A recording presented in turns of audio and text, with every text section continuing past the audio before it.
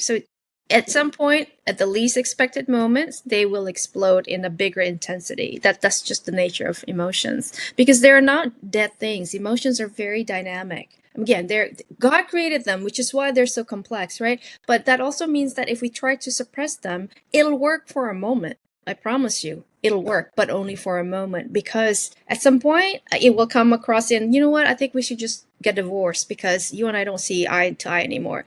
When really it's coming from all the way back to, well, we never grieved that loss over there. When you cheated on me, and I thought, oh no, as a Christian, I need to forgive you. So I'm just going to bury it under the rug. But really, there's parts of me that are really enraged because how dare you? That's just, again, another example. But the point being, if we don't address the grief and the emotions, they will come. They will find a way to get our attention.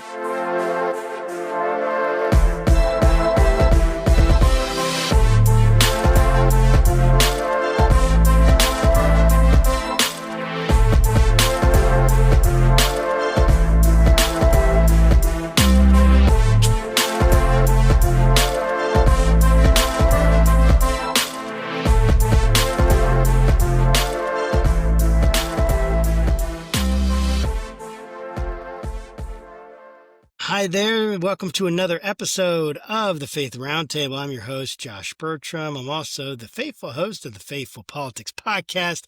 Happens right here on the same channel. Make sure you guys are liking, subscribing, doing those things that help us get this great content out to all sorts of people. But here on the Faith Roundtable, we discuss all things faith and Christianity in America, focusing on the issues the church is facing, talking to theologians, thought leaders, and all sorts of scholars and pastors and people really invested in Christianity in the American context and even beyond. And today I have the pleasure of interviewing Audrey Davidheiser. Dr. Davidheiser has her PhD from Fuller. She's a licensed psychologist in California, certified in internal family systems therapy, and the IFSI approved clinical consultant. She founded a counseling center for the Los Angeles Dream Center, and she now provides IFS, again, that's internal family systems therapy for trauma survivors, including those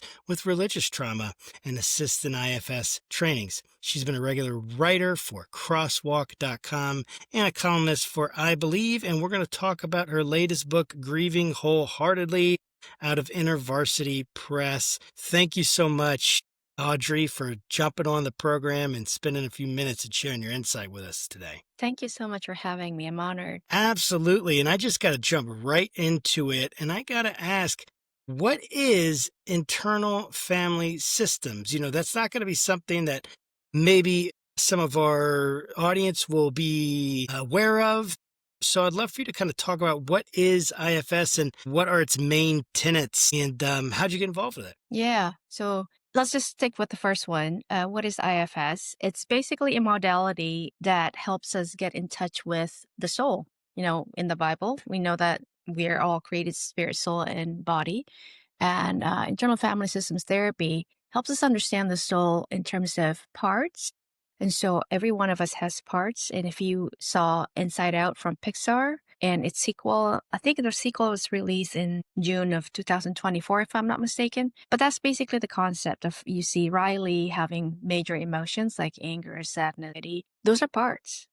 And we all have the parts. And one of the things that IFS tells us is that having different parts in our soul is really not an abnormality. It's not bad. It doesn't mean that you are what they say in the old days, that you have multiple personality disorder, or right now it's dissociative identity disorder. It doesn't mean that. It's a very human condition, because how many times have we said something like, I wish I could eat, or part of me wants to eat a chocolate cake, but another part says you probably shouldn't because you've put on some weight, right? Those are parts. A part that wants one thing, another part says, yeah, that's not a good idea. So that's one main tenet.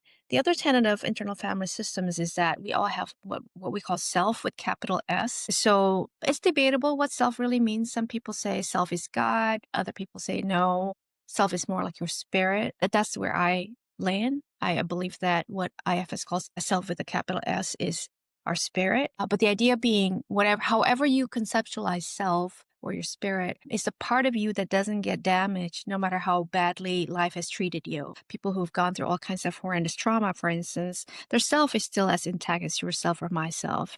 The parts of them, though, that are probably wounded by what happened to them are the parts in their soul. And that's where IFS comes in because we have a pathway to understanding which are the parts that are hurt.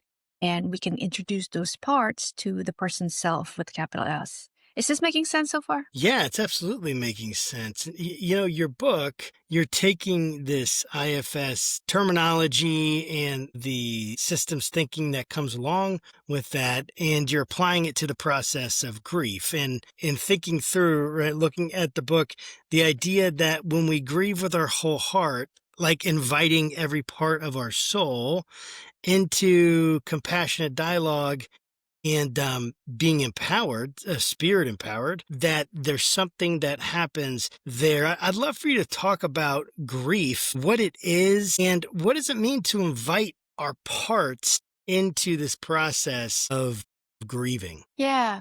So grief, the way I understand it is if we lose someone or something special. So it doesn't have to be like in my case, I buried my dad, and that was pretty hard for me. I love him. But somebody else might have grief in a sense of, I'm here from LA. And so back in January, just a lot of houses burned down, right? Because of the crazy wildfires.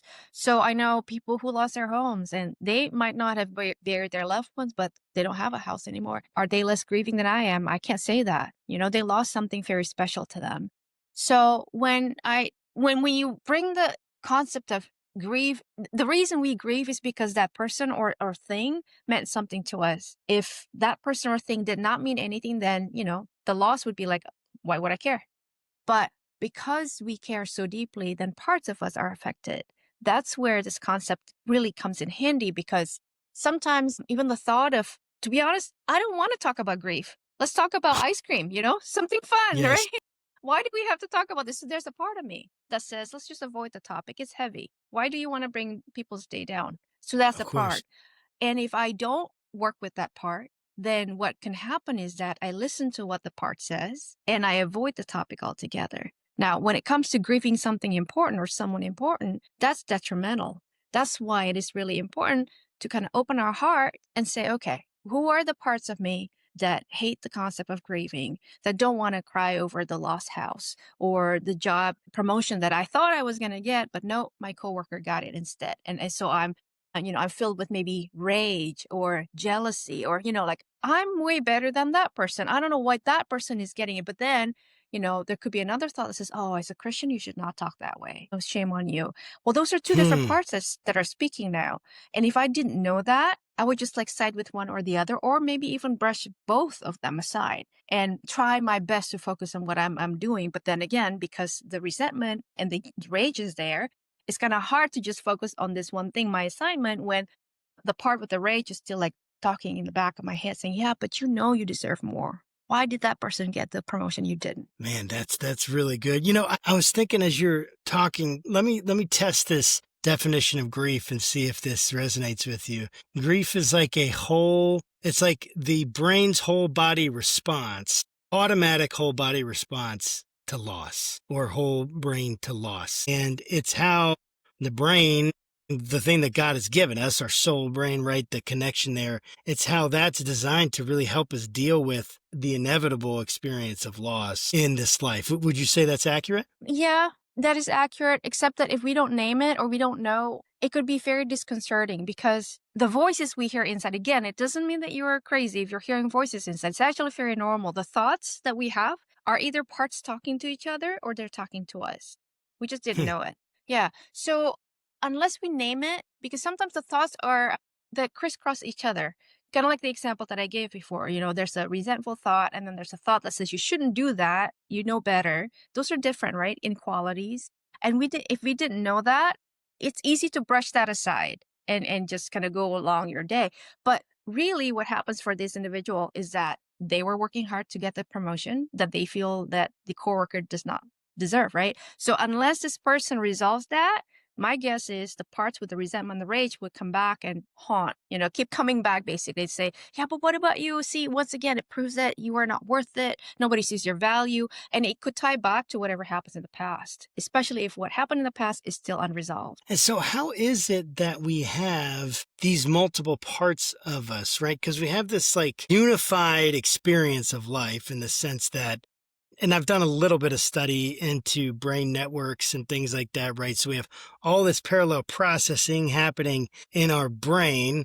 And I'm a dualist. And so Hmm. in the sense that I don't, we are embodied, but, we have a soul, you know what I mean? That's what I believe. Obviously I'm a Christian, but there's a soul there, and yet it's so connected to our brain, and there's all these parallel parts, and yet they come together in this unified experience. What are these voices? What Hmm. are these different parts? Why do we have, in your opinion and in your research, why do we have these multiple parts of ourselves that feel like they can be in conflict? Good question. Because, well, my personal opinion is because God is so big. So when he created us, like David said, I was fearfully and wonderfully made. And that's nothing to sneeze at. He really made our soul a complex being. And so if you think, well, I deal a lot with trauma survivors, so that's most of my examples come from there. But let's say something really bad happened to a child. In order for that child to keep surviving, keep living,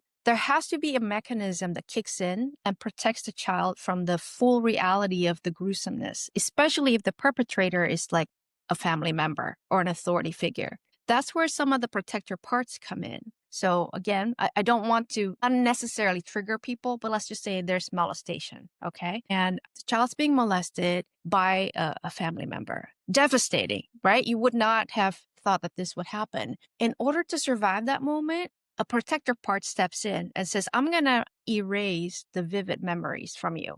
You can go on and live, and you know vaguely something bad happens, but I'm not going to let you remember this is the identity of the perpetrator. This is how many times it happened, and so on. And meanwhile, there's probably another part of that child that actually records in vivid memory, maybe not verbal memory, but bodily sensations of this is what happened. Which is why, for instance, if you talk to survivors, they could say a certain cologne would make me puke, or oh, Wow. I would listen to this piece of music and I would just cry. I don't know why. It's just like automatic because there's a part of this person that records it, but then it's detached from the rest of this person's verbal memory for protective And this is all measures. automatic. This Yes, is sir. automatic. There's no conscious control of this. And so it's just so fascinating to me how complex we truly Yes. are. And like this idea, I do like the Inside Out movies. They've made me, I mean, the first one, both of them definitely made me like hit me hard in their like climax moments. And, with the anxiety in the second one, and then essentially the panic attack in the second one, Hmm. and then that deep grief though in the first one. That deep grief of moving, of thinking Yeah. about, back home, the lake that was outside, the backyard, playing hockey, the things they were going to miss. And I remember like ugly crying when I Hmm. first saw that. And I was surprised. I was actually surprised by how much that affected me. Thinking from your perspective as a psychologist and the training that you have, what's going on when I am looking at that video and just weeping, not even wanting to, but this automatic grief is happening? What's going on in there? Would you imagine? This would be a guess, and then if I'm wrong, forgive me in advance. But for sadly, our culture is kind of trained to focus on the happy, on the uplifting, right? So anything that is sad or bad, we tend to repress. And then we also put on a hierarchy the type of losses that it's okay to grieve. Like when I disclose to you, okay, my father died. Oh, poor you, right? It's okay. But to say I moved from Michigan to New York, really in my heart, parts of me are missing the lakes of Michigan or, the small town community feel. But I feel like I can't say that because maybe the people in New York would go, you're not missing much. Look at this. This is the Big Apple. What are you talking about? Right. So then Right. there's pressure for parts that are missing home to just keep it quiet. So then when you see exemplified on the movie theater that, oh, look at that. Yeah, yes, I do resonate with that. I do like the lakes. Now I don't live there anymore. Oh, she can cry or she can grieve. It's like giving you liberty. Well, I guess if this movie is saying it's okay to grieve, then maybe it's okay to grieve my experience. Because sometimes what we do again, we compare. But it's not as traumatic as so and so who lost their pets and then, there's a barn accident and all that. So I don't have the right to grieve. That's part of why I wrote the book, to give everybody permission to grieve, even if it feels like, but Mm. you only lost a pet. Hey, maybe that pet is the only one that loves you so much. Whenever you come home, you feel like you're coming home to someone. So who am I to say, oh, you just lost a cat? I don't have the right to say that. So I think it's giving permission that no matter what kind of losses that you have had, if you haven't grieved it or them, please do so, because I think it's going to benefit you if you do. That's so good. I would love to explore a little bit the inescapable weight of loss. What's like the way you describe it, almost like there's a gravity, a weight to it. What is that weight, and why is it so inescapable? The weight of loss? The weight of grief, you mean? Yes. Because we are finite beings, we're not God. Meaning, there's a limit to my body, right? So even though it's been expanding, but you see the point. So all the grief, all the burdens that I carry, I store in my body. It's not like I have a storage room somewhere out there outside my body. So if we don't grieve, then let's like there's this cup. I mean, there's a limit to how much this cup can hold my water. But let's just pretend that the water is my grief. So it's half, right? So now I have half of my cup of my body left for things that are creative, that are future oriented. Then maybe the half cup here is the space that I have to tackle what I need to do. As a Christian, I believe I have a call from God. I'm not here by accident. But if I haven't grieved, then my cup is going to be full. Especially again, it depends on how important that thing or that person is that you lost. But in my case, my dad was pretty important to me. So if I didn't grieve my dad, then my cup is fully, full of, the dreams that will not happen anymore, and how could God have allowed this to happen, and why wasn't I there more for him, and so on. And so do you see what I mean? So it's really limiting me in terms of what I can do with my life, because all of me are tied up with the grief that I haven't really grieved yet. So, like the idea that unresolved grief might surface in apathy, it might surface in emotional numbing, it might surface in some kind of impairment. Is that kind of what you're getting at? Are there impairments that happen when we don't let grief take its course? Absolutely. And it can definitely influence our relationships. That is why marriages break apart, especially if a child dies in that union. And then it's Mm. really hard because, the parents are like, either they blame each other or they blame themselves. But if they don't talk about it and say, hey, we have a shared grief. We lost a child we both love, regardless of whose fault it is. Can we talk about it? But it's hard, right? Especially when it's raw. It feels like, I don't know, like swallowing swords or something. It's just too hard.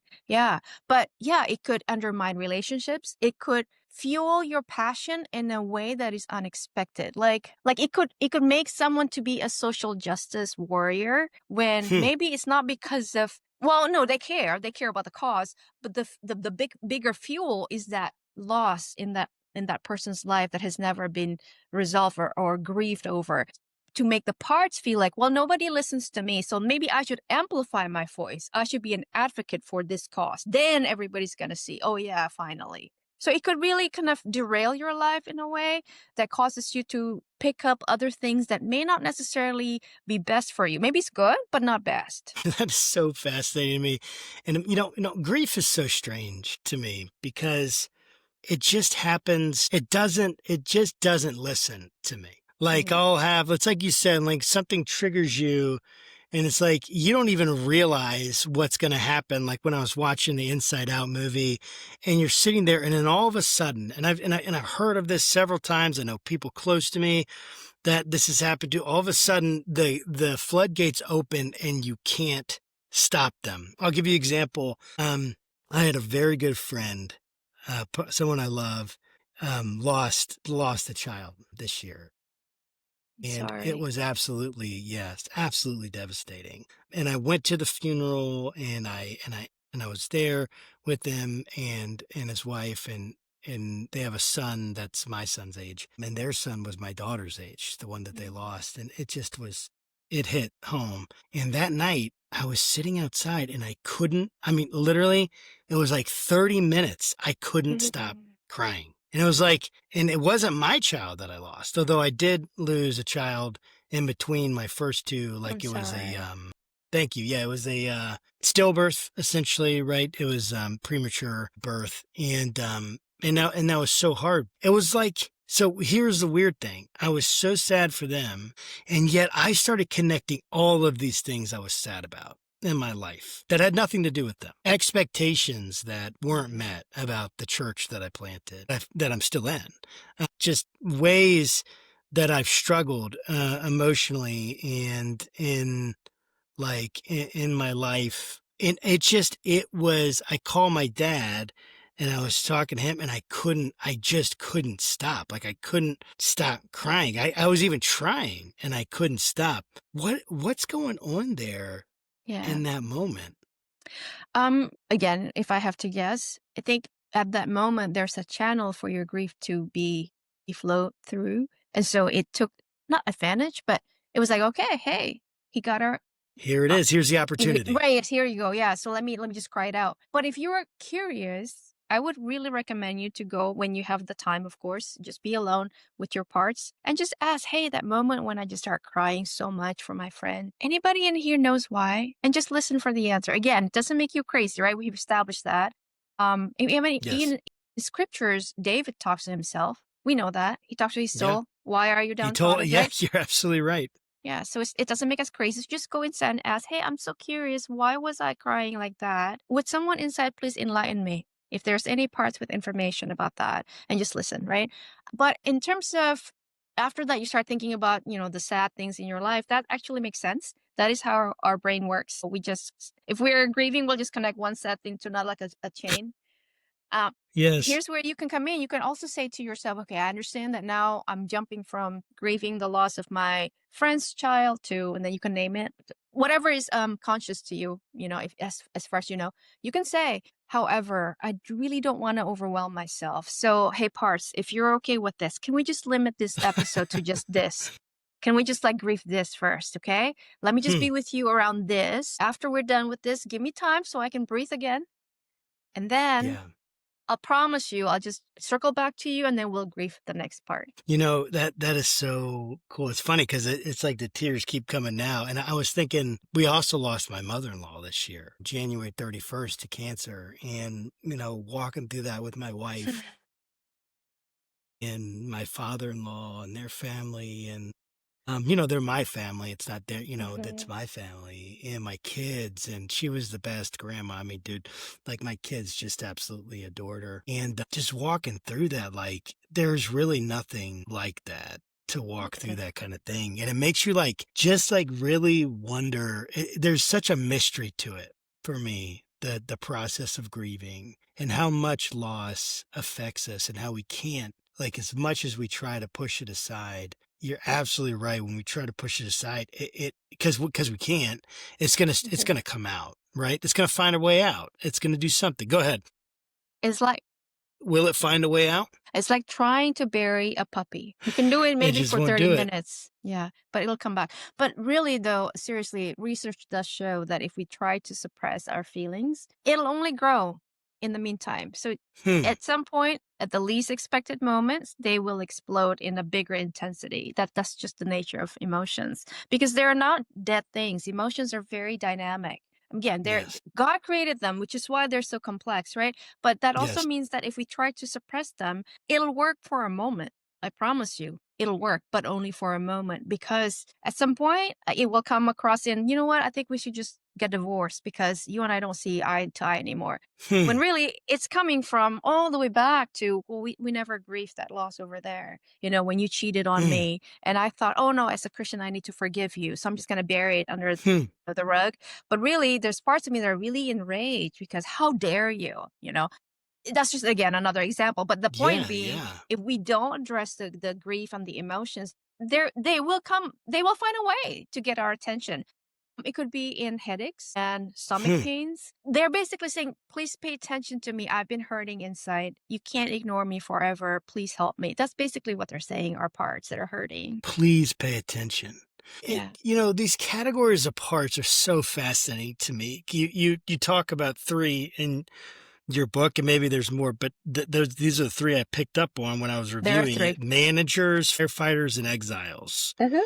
Can you talk about what those are? What does Yeah. that mean? What's a manager, firefighter, and exile? What part do they play? So let's start with the exile. Exiles, like the word implies, are parts of us that we don't really want to think about. So if something happened and it embarrassed us or humiliated us, there could be an exile part of us that remembers that and carries it in us. So if something else happens nowadays that triggers that wound, the exile goes, I guess it's true. I'm not worth loving because this person also left, just like mom and dad or whoever it was that left, that created this exile part to begin with. So that's exiles. Parts basically that we don't really want to get in touch with because it's not fun. It's not happy. It doesn't make us feel good, basically. Okay. Those are exiles. Managers are parts that are proactive in wanting to keep exiles away from awareness. So managers are typically the ones that tell us things like, you don't have time to grieve, move on. You know, what will crying do? Nothing. So you already buried your dad. So come on, shake yourself up, and then let's face tomorrow. Things like that. Basic. Those are managers, Yes. and their goal is to keep the exiles buried as far away as possible, so that we don't have to be crying and falling down on the floor and can't eat and can't work and so on. Now, despite their best efforts, though, we live in an unpredictable world. Something is bound to happen that causes some of our exiles to go back up and go, there you go. See, like that person that wanted the promotion and didn't get it. See, that's another proof that you're not that worthwhile. Okay. Mm. So if the exile comes back up, then firefighters come in to the rescue. And like firefighters in our physical world, firefighters in the internal world try their best to put out emotional flames. Feelings and beliefs like I'm not worth it, nobody loves me, I'm Hmm. always rejected, I'm a loser, things like that. And so firefighters range in their activities. They start from very benign, like, let's just take a nap. That's pretty benign, right? It's okay. Sleeping is fine. To, oh, let's just binge ice cream or pizza or something. Just binge eat something or Netflix. Drink Sure. some kind of right substance.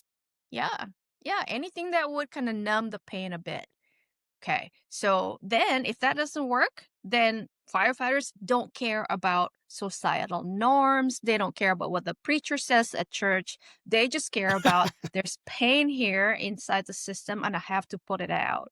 So if that means let's max my credit card, let's just shop. Let's speed at 100 miles an hour because that gets the adrenaline going. Let's hop from vacation to vacation. Whatever it takes so that I don't feel like nobody loves me, everybody leaves at the end of the day, and so on.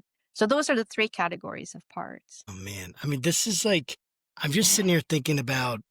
Well, I'm thinking about some people in my life, and I'm thinking.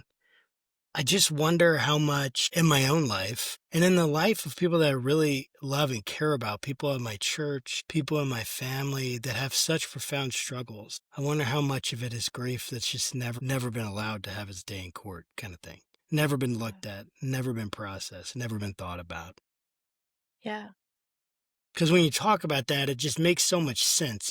So I guess thinking about like the skeptical part of me, Please. I love right, is skeptical like parts. the skeptical part. I know that's right. Yeah, that part is like, I guess that would be a manager, right, or something like that. That Yes. part is like, this is all psycho babble, mumbo jumbo. Like, let's just be logical, rational, and move forward. And yet, that part's not really ever done. I mean, it's done a lot for me. I don't want to say it's not done anything, but it's like that part is just all about doubting.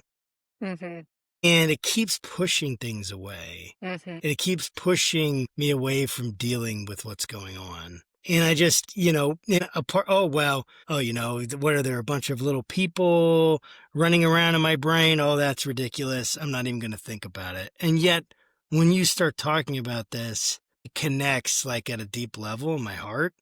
And I'm just like, what is going on here? Is this a common thing that you find that people are wrestling with Yeah. that? Yeah, please speak to that. Actually, that's one of the first questions you asked me today that I haven't gotten to. You asked me how did I get into IFS? Remember that? Yeah. So I did. the Yes, long story, please. I'm not gonna go into the long story, but the condensed story is this. Basically, I found out about IFS from a colleague, and then I went to a day-long seminar by an expert in IFS. So during the seminar, he wanted us to do a very simple protocol. There's even like a handout that literally, we were like paired up in pairs and then dyads, and we're just supposed to read the protocol, and then the other person's supposed to be the client. It's a 2.5 minute role play. During my 2.5 minute as a client, I felt what you just described. Something is resonating deep inside. And I was like, whoa, I'm a psychologist. I do this course, because I need to renew my license every 2 years. So this is nothing new. Right. But that was the first time that a simple exercise caused me in my heart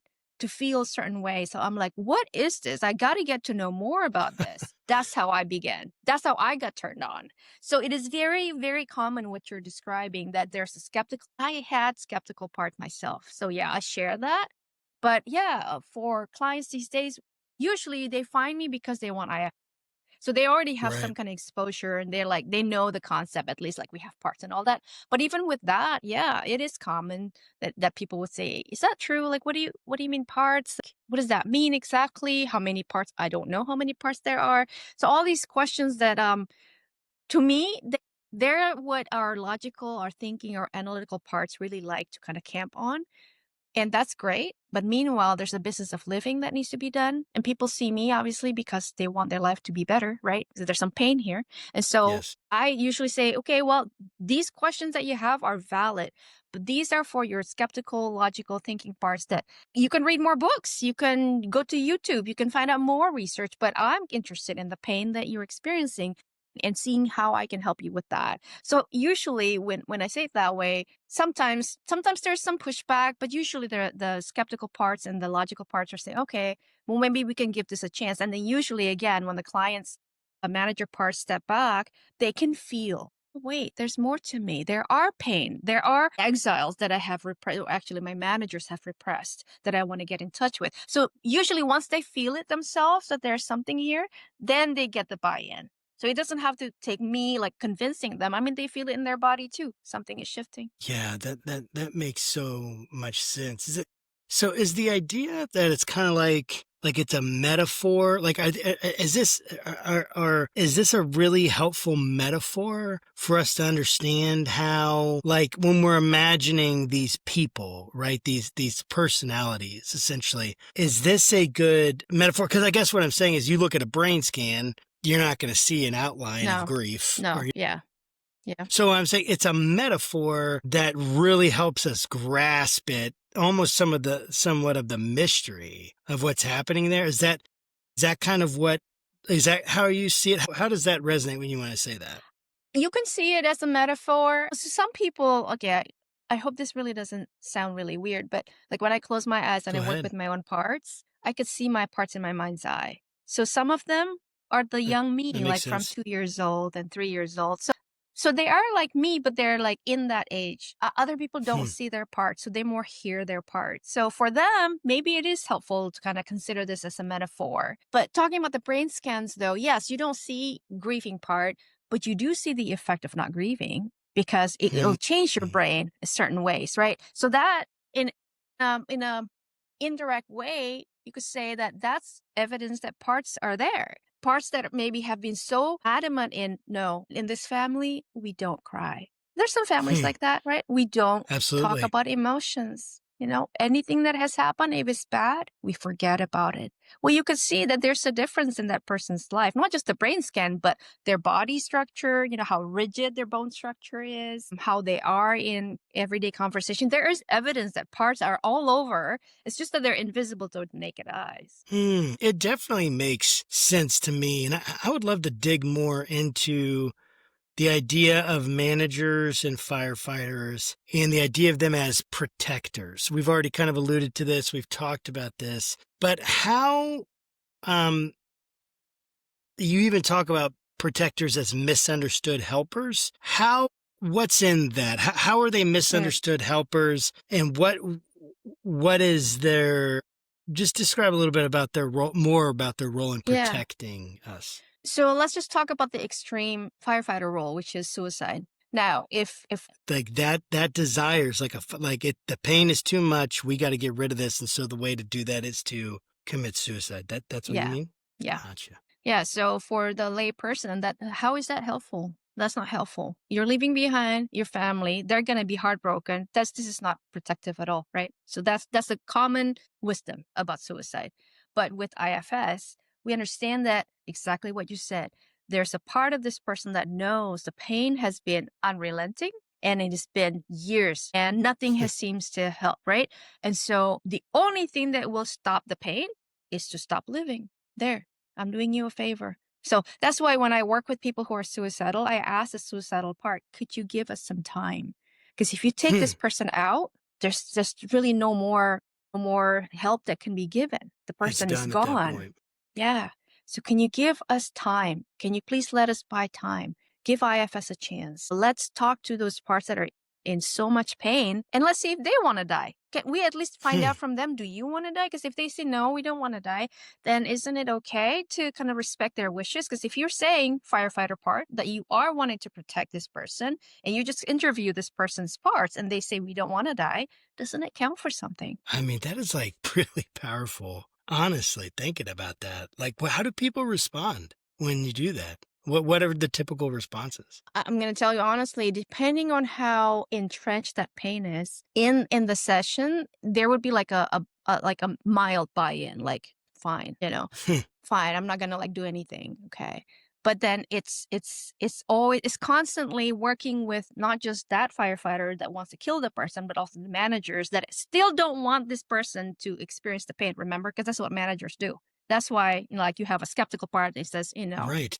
yeah, exactly. So we work with the manager still, like, hey, would you please allow me to talk to the part that is causing so much pain? Because here's this Mr. Suicide over here. If you don't let me work with this pain, the suicide part is going to come in. Oh, yeah, I hate the suicidal part. Well, there you go. So it's negotiation, it's back and forth, almost like bringing two countries together who have been at war with each other and saying, if we don't have a peace agreement, somebody's bound to die. Do you really want that? So it's really back and forth. And okay, manager, because we have more than one manager. Again, I hope that doesn't freak people out, but we have like manager parts. So like, hey, Right. are you all okay with this? If I really access the Excel and the pain, and if they say yes, sometimes again, depending on how long the pain has been there, sometimes even when they say yes, sure, you can just do your knock yourself out, and then we start to get an inch closer to the pain. Usually, another part comes in and say, no, I don't really want you because there's a lot there basically that we need to be very patient and very understanding, knowing that this person has a history of trauma, perhaps, or pain that has not been attended to. So, understandably, parts of them are very skeptical that this new theory, or it's not really new, but IFS can help.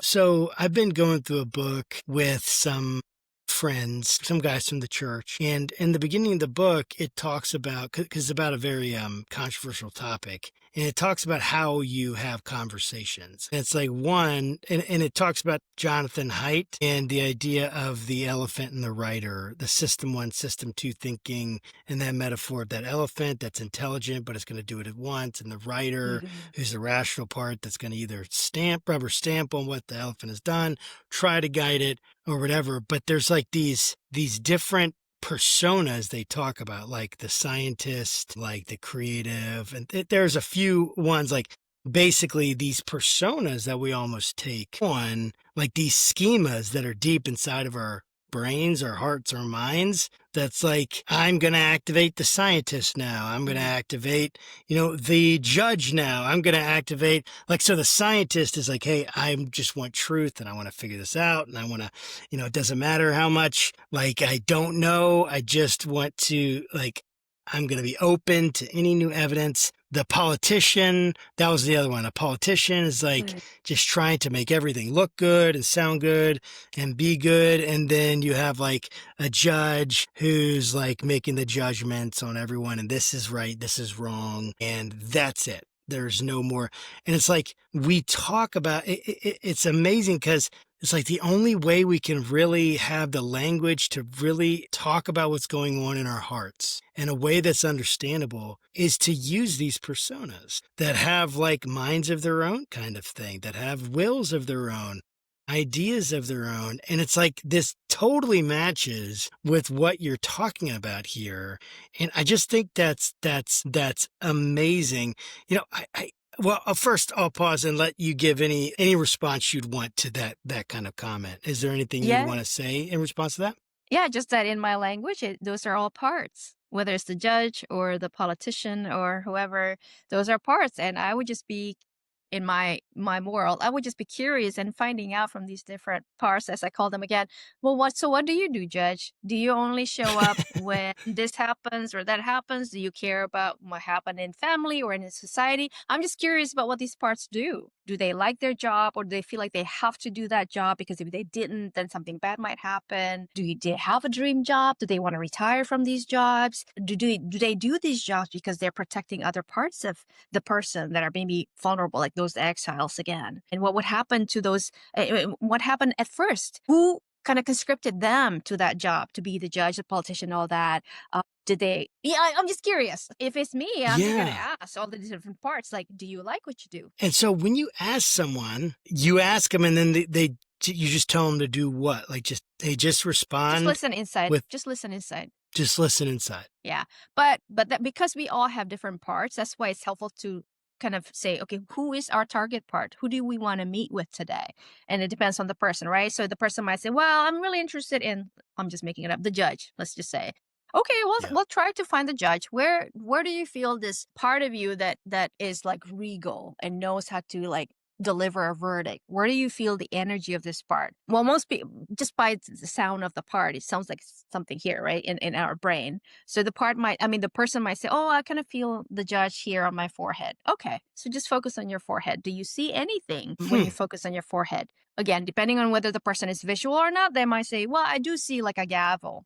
Okay, is that your judge part? I think so. Okay. Well, how do you Hmm. feel toward the judge part?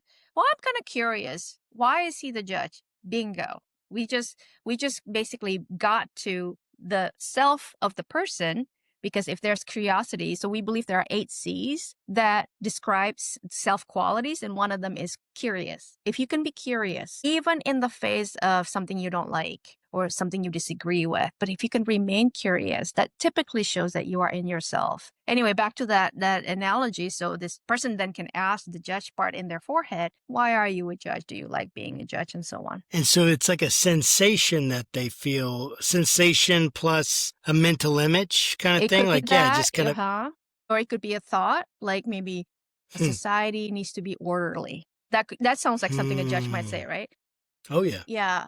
Or a feeling of justice is the most important thing. So it could be sensation, it could be Yes. thoughts, it could be a memory of maybe being hurt as a child and nobody was there to stand up for this person. So I'm totally making all this up, but Oh, there's a part totally. that comes up and then says, from now on, I'm going to be so concerned about justice because when I was a child, nobody cared about justice for me. Nobody cared about it. I mean, dude, that's just so.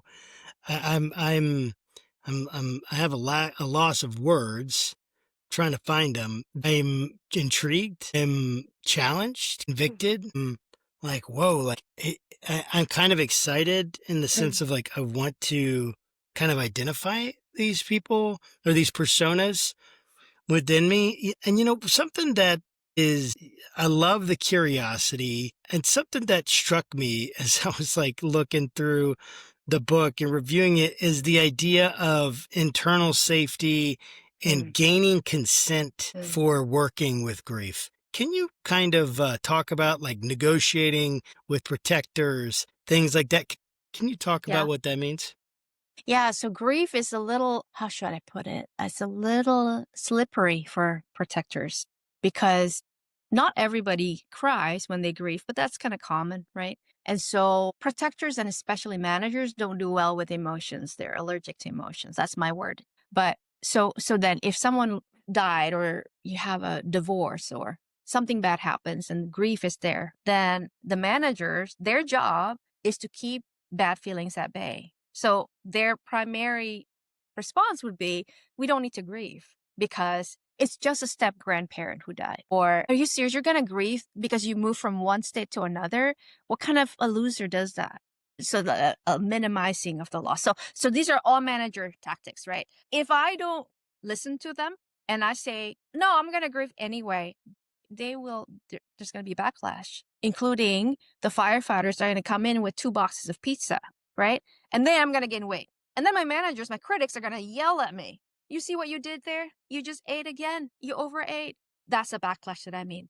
So that's one backlash. Another backlash would be this person seeing a therapist and just shares every bad thing that has happened. Then the manager is going to be like, what? No. And parts can make phone calls. So this happened to me, by the way. This really happened to me. So after the first session, the manager of this client calls and say, I'm not going to come back because I shared too much too soon. It's not going to happen again. So that's why when there's grief, it is And very what do you important. say when you hear that? Like, do you I just, understand. I understand. It was my fault. I should have kind of put the brakes on in that first session. I should have said, hey, okay, we're doing really, really fast right now. Maybe we should take some time and just pause because you've revealed quite a bit of stuff here. I should have said that. Yeah. So I totally have no blame for that client's manager at all. No. But that's why when parts say things like, you don't have the time to grieve, it's just a step parent, it's just an ex that died, or, you never liked that ex anyway. All these are like, yeah, all these are like lines that managers throw our way. I work with those. And I say to my manager part, whoever says that, okay, I get that. And you may not like the ex that died, but what if there are parts of me that actually feel the hurt though? Like, is it okay if I spend time with them? And I wait and see what the manager says, because this is not click it, bait and switch. This really isn't it. I really am interested in hearing what the manager part has to say. Because if the manager part says, yeah, but you don't know, if we let this person cry, they might go back to depression. They were depressed for 20 years. I don't want them depressed again. At which point I'll say, I don't either. We share the same common goal. I don't want this person to be depressed either. There is a way, though, to grieve little bite size at a time, so that, like we talked about this, it won't explode in the end. If you just let this person grieve for a little bit of a time, would you let that happen? And then usually I introduce whoever my client is, I introduce the part to their self, because again, the self is the part of us that is not touched by trauma. I really believe that the imago Dei lives in our spirit or ourself. So ourself can handle anything, any trauma, any grief, any loss, and we would not be like overwhelmed by it. So usually I just introduce these manager parts to the person's self and helping them realize that there's someone inside that is stronger than this version that you think you know. Because that's the other thing we have talked about. A lot of our manager parts and our firefighter parts think that we're still a single digit in age. So they think we're still like little children. So usually when I say, no, I'm not, I'm actually not 5 anymore. I've grown up since, and I give them a snapshot of what I've accomplished so far and all the emotions that I have weathered through. Usually that also helps the manager parts relax a little bit, knowing, oh, okay, so you're not a kid anymore. I thought you were that little kid that I've been protecting all this time. So I want to think, we don't have a lot of time left, and I want to think about the part of basically the last part of your book that talks about the future, going through taking steps forward. And you talk about reframing life after loss. I would love for you to explain that and help us understand, what does that mean to live with grief and not avoid it or live around it? Yeah, I'll just draw my example, my life as an example. I don't have a father anymore. That's something I can't deny, right? Well, I do Yeah, have a father, but he's in heaven. You know what I mean? sure.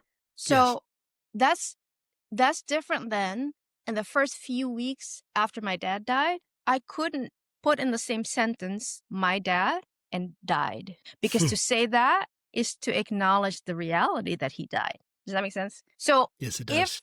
if I had stayed in that stage though, then I would have stayed in this denial, right? Like, oh no, he's just gone for a season, but he'll be back. Sometimes Christians say that way. Like, oh, we'll see them again in heaven, which we will. Yes.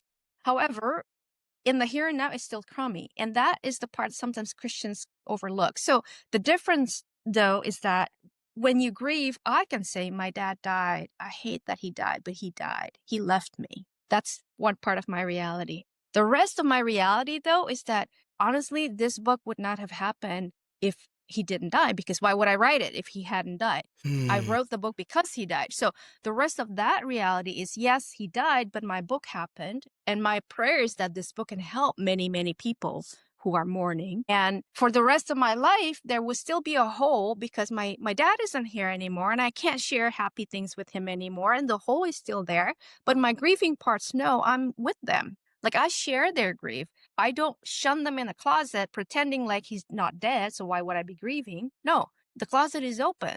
They're welcome to join me in my daily life, which is why sometimes I would be tearing up still. And then there would be still a part Of of me says, course. oh, here we go again. I can't believe this. Part that doesn't like to grieve. And then another part would say, oh my gosh, Audrey, snap out of it. Those are all my parts. And I would just say to my managers, listen, you know the drill, guys.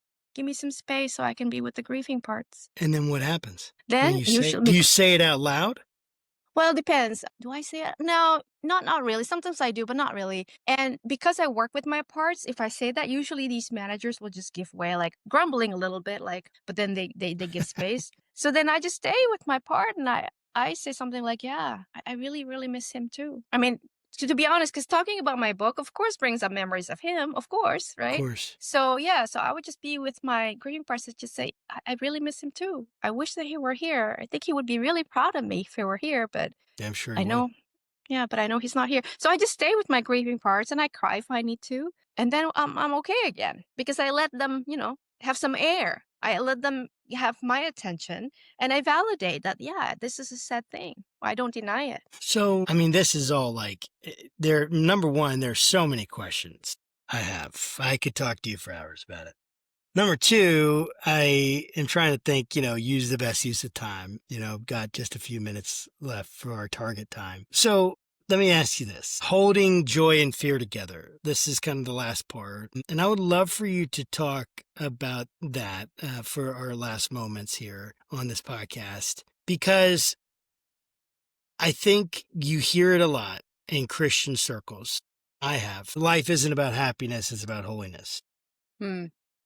And, or like marriage isn't about happiness, it's about Mm. holiness, or the pursuit of happiness. And yet being depressed, as I have struggled with clinical depression Hmm. and finally got it really diagnosed by a psychiatrist, actually this year, went through the whole Hmm. battery of tests and everything. And that depression is real. Mhm. Not having happiness is horrible. It's awful. But I know it's not the only thing that matters. But it feels like it's so like I want it so much that it becomes the goal. Mm. It becomes the only goal. I gotta get out of this pain and I gotta be happy and I gotta do it, whatever that's gonna take. That's that firefighter now, right? I feel like I have a little bit of language, right? It'd be that firefighter saying, you can't keep feeling this. Mhm. You got to do something. It could be your manager too. Okay. So what is the goal? If it's not Yeah. happiness, what is the goal? How do we have joy mixed with fear, mixed with pain?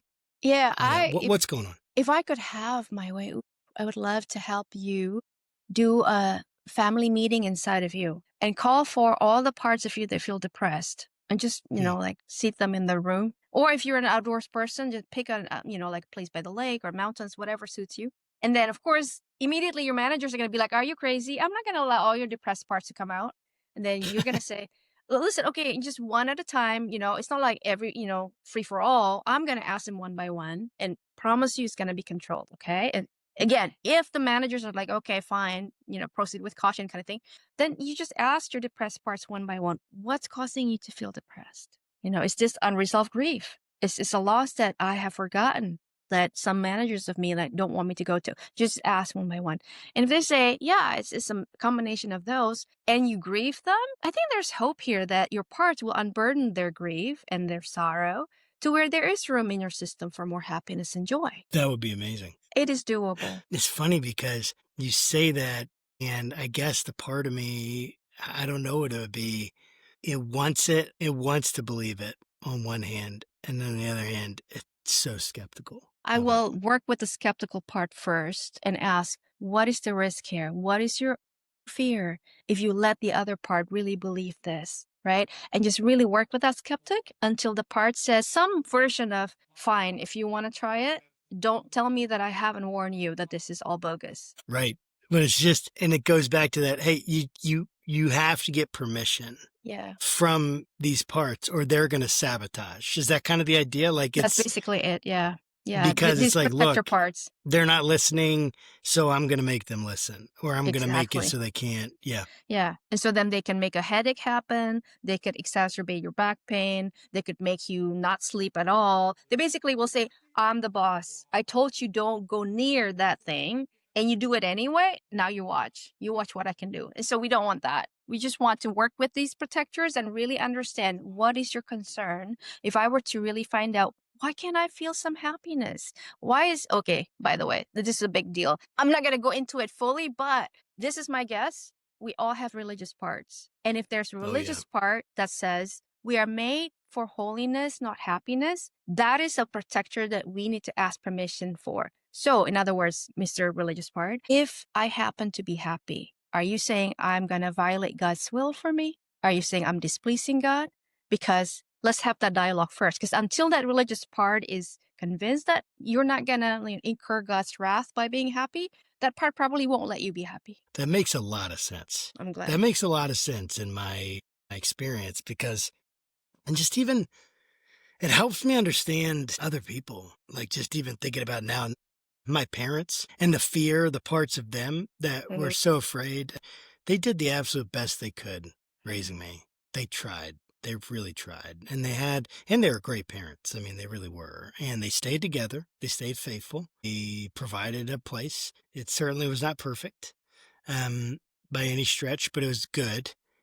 But I guess when I think about them, and because you said the religious part, that's the connection, because that religious part, especially from my mom, my mom is very concerned that we don't incur the wrath of God.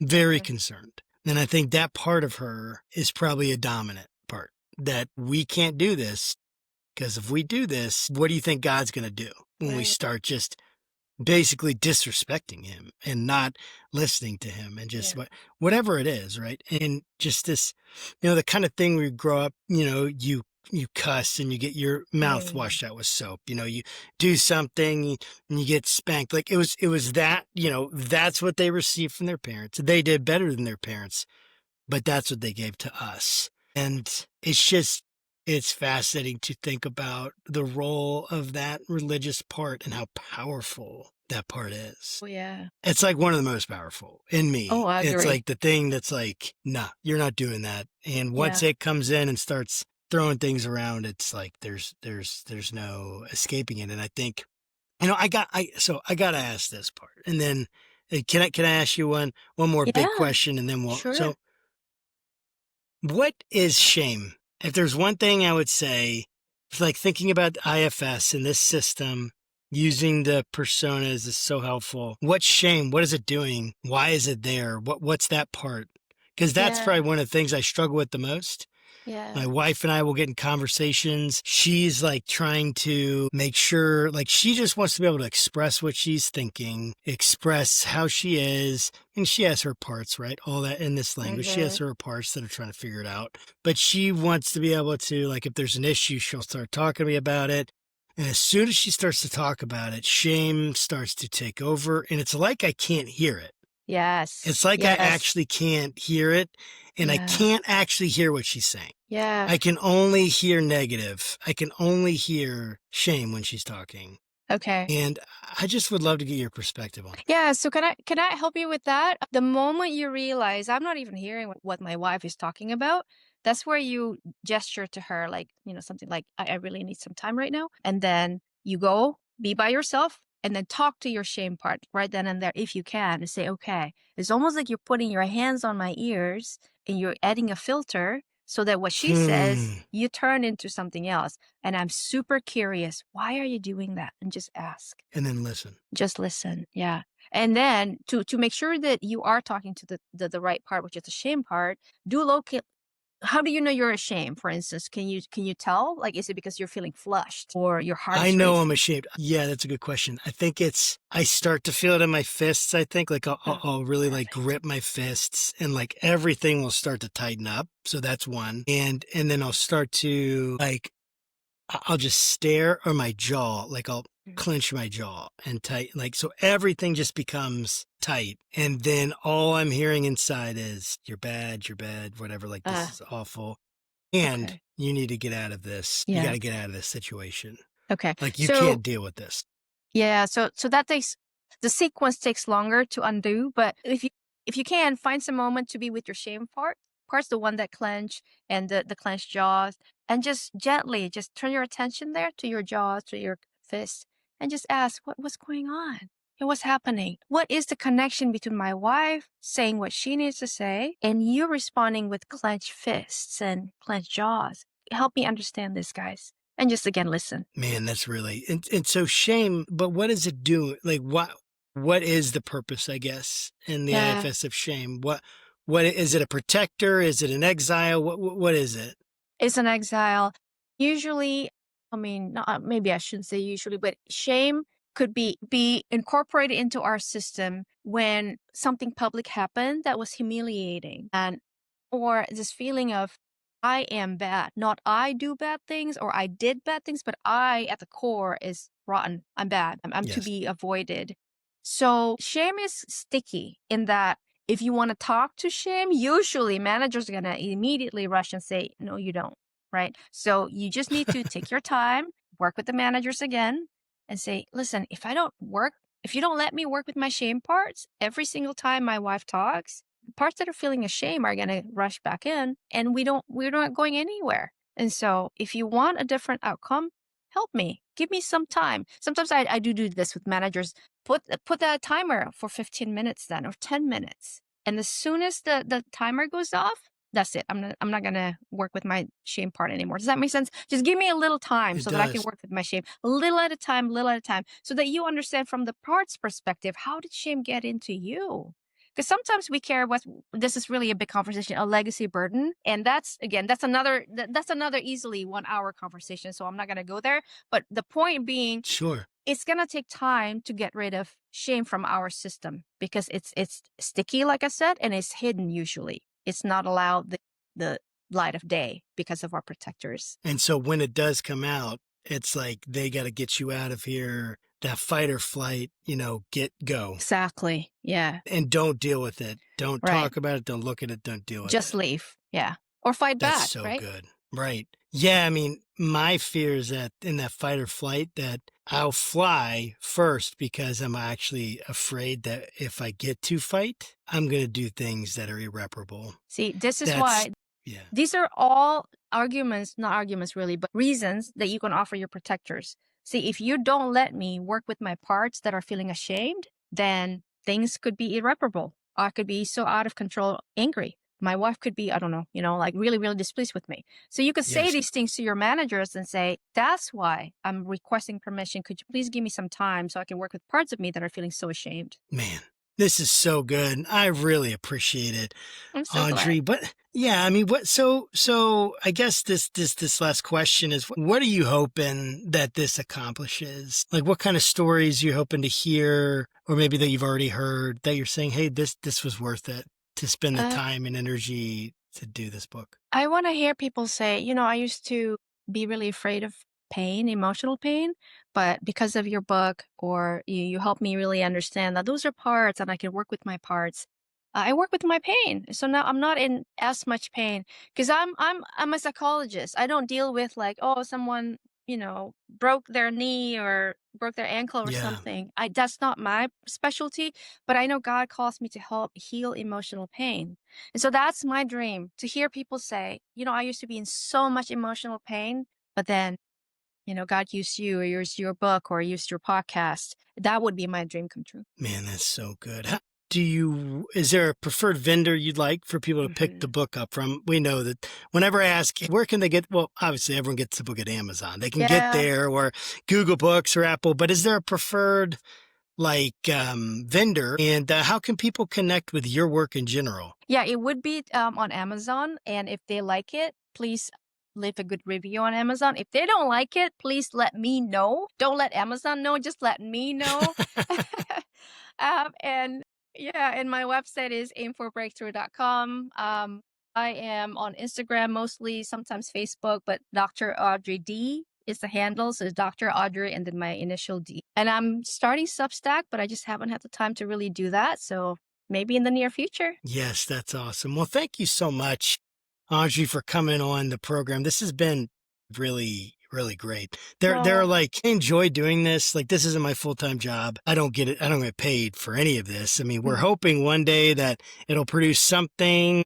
It is monetized, but me and my partner, we do this, my co-host, but like we really want the podcast to grow because we want to get good stuff out to people. But this is one of the ones that I know that I'll remember, to be honest with you. Oh, I'm It was so pretty, honored. I'm serious. I really like conceptually, this was super helpful just to even have these concepts to think about and wrap my hands around. So thank you for doing that. I really appreciate it. Thank you for your work for the Thank kingdom and you. for people in general. Thank you. Absolutely. Thank you for those nice words and thank you for the invitation. Absolutely. And to our viewers, guys, thanks for joining us again. Pick up Dr. Davidheiser's book. Make sure that you're checking out IFS and all of the concepts we talked about today. Reach out to me, to Dr. Davidheiser, to talk and process some of these things. And until next time, guys, take care and God bless.